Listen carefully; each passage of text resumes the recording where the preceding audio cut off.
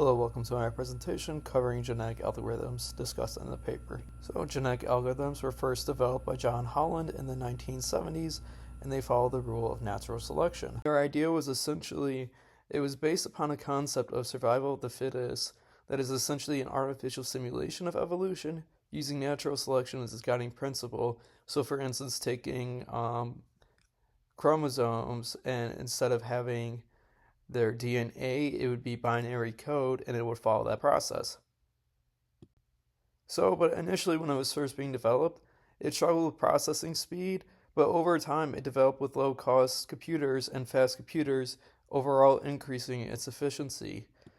So now it allows for the algorithm to solve complex, multi-objective problems. So these are problems where you just don't have one goal, but could possibly have several, and sometimes they might even conflict with each other.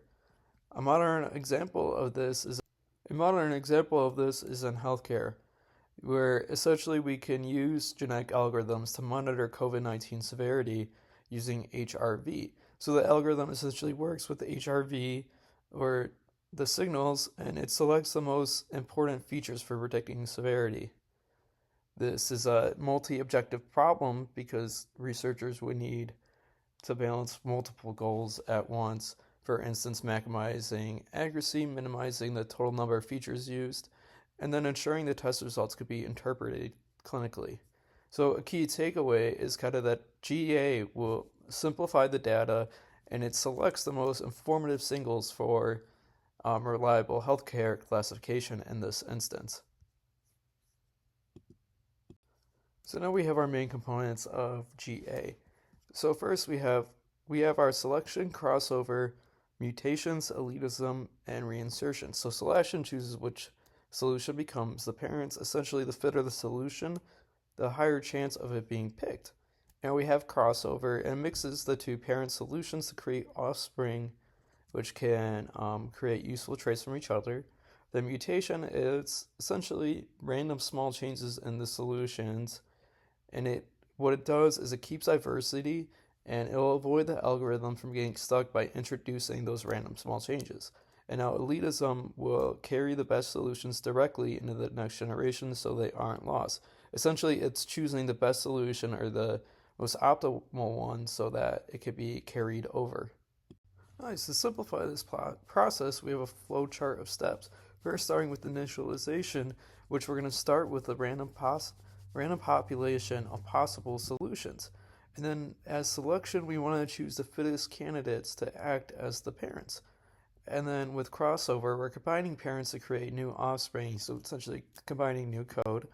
And then after crossover, mutation is going to introduce random small changes. And in a code sense, this could be done through possibly tweaking a parameter. And this is an essential step because it helps preventing the algorithm from getting stuck because it's maintaining diversity. Now we have evaluation, which each new offspring is evaluated. It's calculated through a fitness score, which tells us how well the solution will perform compared to other solutions. Yep. And now we have reinsertion. This is where we decide on what solutions to move on to the next. And we're often going to choose the very best ones to carry forward in this process, and the others are going to be replaced by the offspring. And then finally, we want to check the termination condition. This is if we want to reach the maximum number of generations or find a solution that's good enough. So for instance, if we don't have a solution that's good enough, we're going to repeat this whole process till we find one within the new population. So now some theoretical foundations discussed in the paper is in schema theory, we have patterns in chromosomes, but we're going to replace those patterns with binary strings. So for instance, over generations, short fit schemata will spread more quickly. Now our building block hypothesis that was discussed, that these small schemata that were discussed are building blocks of better solutions. And crossover preserves and recombine these blocks over time, combining blocks to create near optimal solutions. So the basic GA structure, so these are structural modifications also discussed in the paper. They're going to stay the same, but in practice, they can be modified depending on the problem. So for instance, chromosome representation, it's represented in bit strings, but for continuous problems, they might even use real numbers. We also have fitness scaling. Um, so the fitness values can be scaled in different ways to prevent one solution from dominating too early. Linear scaling, power law, and sigma methods are all common methods to prevent one solution from overpowering the rest of the algorithm. And now when we introduce operators, themselves can change too. So operators are essentially used in crossover and selection, where crossover might use 1 point, 2 point, or even uniform recombination. Well, and finally, we have our elitism. So for elitism, it's essentially it's going to ensure that the very best solutions aren't lost. So are lost between generations, so that it's going to survive through each generation. Nice. And now some strengths of GA is that it handles constraints easily by embedding them in chromosomal coding. So for instance, if a problem has rules or limits like maximum capacity or scheduling, you can build those constraints right into the chromosome representation. That way, valid solutions are generated and tested. Furthermore, it can optimize multiple goals at once. So it's very useful for solving multi-objective problems. Um, so for instance, the most common is maximizing performance while minimizing cost. Yep, and these are easy to understand techniques with a few mathematics. So the process is essentially modeled after the evolutionary process of selection, crossover, and mutation, and repeating that process again. Yep. So they're also very versatile for difficult problem types such as multimodal, non-continuous, or non-differential problems. So essentially, they don't require smooth or continuous arrow surfaces. That means that they can tackle multi-module landscapes where there are many peaks and valleys, as well as non-differentiable or discontinuous problems where calculus-based methods break down.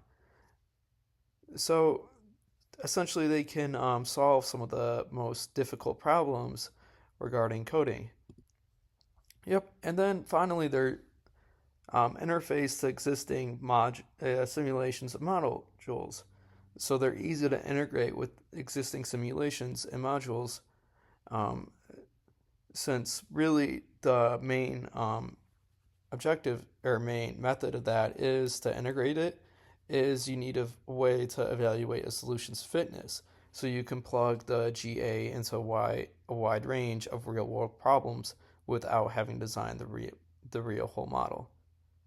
So essentially, these strengths are partly why GA has become such a popular and practical tool across so many domains. However, as discussed, there are potential pitfalls or weaknesses of genetic algorithms. For instance, deception. Misleading fitness landscapes can trap GA in the local optima because the fitness landscape can be misleading. Like a solution might look good, but it actually leads the algorithm away from the global optima. So it'll get stuck in a poor solution. Another problem is premature convergence. Diversity can get lost and the population can be stuck too early, and this is important why we include mutation to maintain the diversity. And because these programs rely on randomness, so results can vary run to run, slower convergence. So two runs on the same problem might give slightly different answers. Furthermore, they also have high computational costs because evaluating large populations over a generation can be expensive.